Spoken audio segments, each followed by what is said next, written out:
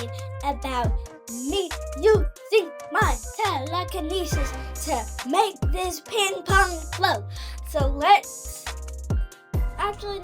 not get into it. Let me tell you some things first. So I was walking around playing with this little ping pong, just dropping it on the ground until I made it float because I was thinking about it.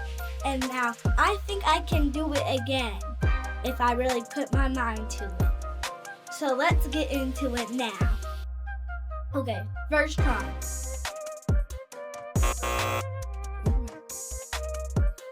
Second try.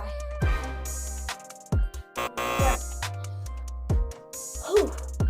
Last try, guys.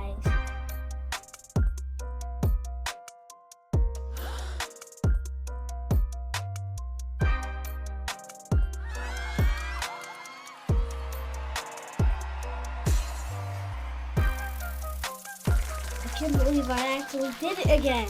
This is so crazy. So I knew I could do it. Well, what should I try next? Maybe a school bus. Thanks for watching.